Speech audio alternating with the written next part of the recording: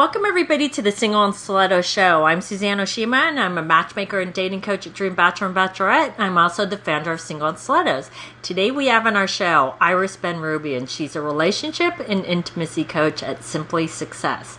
And I'm so excited to have her here today because today she's talking about I'm doing everything to find love, but it's not working. Help. So before we jump into it, though, Iris, I would love for you to tell our audience a little bit about you and how you became a relationship and intimacy coach.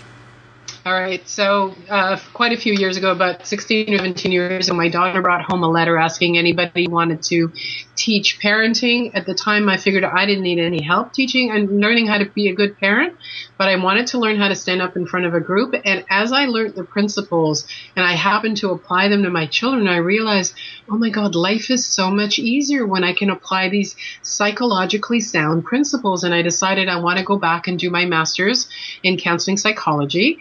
And as I began to see clients, I realized that the quality of their relationships in their lives was a real reflection of their ability to be emotionally intimate with themselves. And so that was my quest, to make a difference to people's quality of intimacy with themselves so that they could turn that around and create deeply connected relationships. Awesome.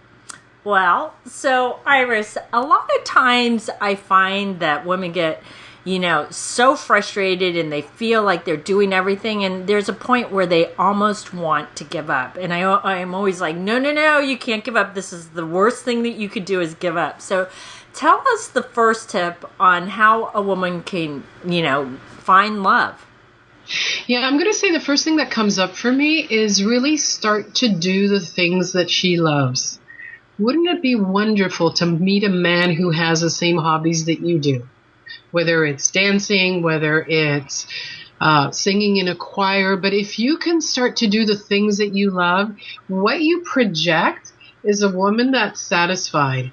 A healthy man is going to want a woman who is already satisfied, where he's not responsible for making her happy. He wants to contribute to it. He wants to be the icing on the cake. He doesn't want to be the cake. So if you can actually learn to go out there and do the things that you love and have a great life and be open to meeting a man in those situations, not only will you attract a healthier man, you'll also attract a man with the same hobbies you have. What a great start. That's a great foundation. That is so true. And I always tell women, because I always give my clients the same tip, is that if you're doing something that you love, it actually takes the pressure of, oh, I'm going out there to meet the right man. If you're doing something you love and you meet the right man, it's just icing on the cake. But it takes a lot of that pressure off. And I want to emphasize one other thing that you said, is that it's really, really important for a woman to be happy.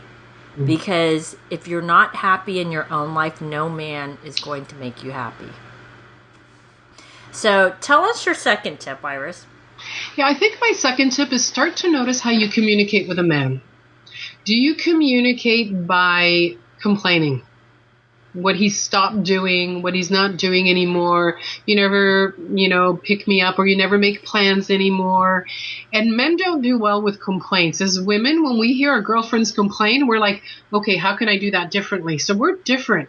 It's really understanding that men need something different. So if you want to shift things, you really want to focus on what a man does well, and you want to reinforce that. You want to let him know that he is succeeding with you, because if all he hears is complaints, honestly, if you complain to me all the time, I'd stop trying hard as well, and I would probably bail on the relationship.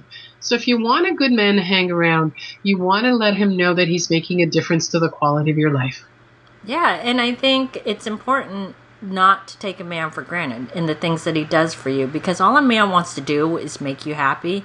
And I want to emphasize, too, like how you talked about the complaining or telling him what he's doing wrong. If something's bothering you about something the man that you're with or on a date with is bothering you, have a conversation. It's a conversation between you both. It's not you berating him for what he's doing wrong, because then he feels like a child, like you're his mother, right? So tell us your third tip, Iris. I think a big one for women is really moving out of their masculine and allowing a man to take care and lead them in the relationship. You know, especially single women are so used to being self-sufficient, being able to achieve everything that needs to be done, stuff that used to be men's roles before, which is income, banking, doing stuff around the house. I've talked about this before. I'm capable of changing the light, the lock on the front door, programmable thermos. I can do it all if I want. But I've also learned to ask my guy to step in and help me out. And sometimes I feel like, oh, I shouldn't ask him. You know, he also has a life. You know, don't bother him. But in the long run, they feel like they're making a difference to you. So when we can step back and ask a man to step in, like I told one of my guy friends, I asked him to come. He had these big kind of choppers for the trees that were ready. Like there was too much shade in my backyard. And when he cut them all down, I went, thank you. You made such a difference to me. I really appreciate, you know, his shoulders went back, his chest puffed out. He realized that we weren't even in a romantic relationship, but that he could contribute to me. And a man needs to hear that from you. That is so, so true. If a man feels like he's doing something to help you or whatever it is, that will make him feel great. But I want women to also understand, as strong, independent women, and I'm that way too, and Iris is this way, sometimes we look at it as a weakness, and it's hard for us to ask for help. I had the hardest time asking for help. And once I started to work into it and ease into it and start asking for help, I didn't feel weak any longer. I was actually like relieved. I was like, oh, he's going to help me with this and I don't have to do it. I'm thrilled that it takes something off of my plate. Yeah, I was just going to add, I just did this trip where I went to Paris and Nepal and then Thailand, and I had a 50-pound backpack that I could just barely lift because I had a whole bunch of donations for an orphanage in Nepal. Do you know that I never picked up my backpack? The only time I picked it up was when I arrived in Toronto to pick it up and put it into the car, because I was really open to allowing other people to step in. In Paris, I called a cousin to ask him if he could help me with my backpack because it was so heavy. I learned to sit back, wait a moment, see if my cousin steps in to take it, ask my other cousin to help me take it. When I was in Nepal, I was met by the director of the orphanage. He picked it up himself. It was great. It was the ultimate in learning to be in my feminine, to allow all men, and not just the man that I'm in a relationship with, but allow all men to contribute to me because it makes them feel good. That's a great point, that it's not just the man that you're dating or in a relationship with, that it's all men in general. And I love that you gave that tip.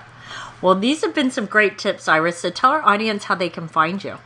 Yeah, so they can get a hold of me at iris@simplysuccess.ca. And if they're interested in the 8 principles, which I've touched on today on how to have a man love, adore, and cherish you and treat you like a queen, just send me an email, put ebook in the subject line, and I'll send that off to you.